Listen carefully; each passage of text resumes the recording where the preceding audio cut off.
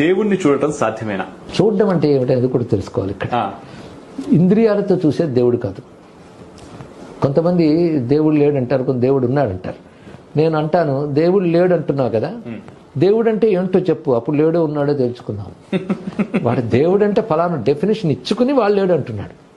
కానీ దేవుడు అనే విషయానికి అర్థం ఏంటని చూస్తే, దేవుణ్ణి చూడడం అంటే దివ్యత్వాన్ని అనుభవించడం, పరమాత్మ అనుభవం పొందడమే. అనుభవం అంటే కళ్ళతో చూసేది కాదు. కళ్ళతో చూస్తే పదార్థం అవుతుంది, పరమార్థం కాదు. పదార్థ జగత్తు ప్రత్యక్షం అంటే ఇంద్రియాలకు దొరుకుతుంది, పరమాత్మ ఇంద్రియాలకు దొరకడు.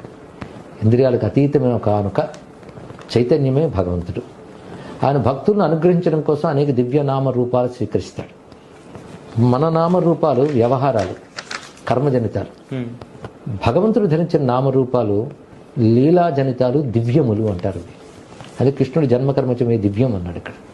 అదే భగవంతుని నామాలు రూపాలు దివ్యమైనవి, డివైన్.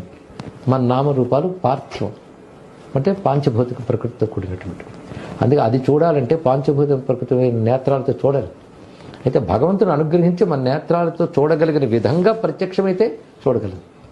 అలా ప్రత్యక్షం కావడానికి కావాలి సాధన చేసేవాడికి భగవంతుడు తప్పకుండా తెలుస్తాడు.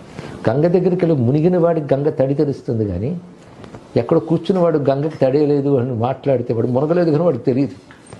కనుక సాధన చేసేవాడికి భగవంతుడు సత్యం, అనుభవం పొందిన వాడికి అది సత్యం, అనుభవం లేనివాడికి, సాధన లేనివాడికి అది సందేహం.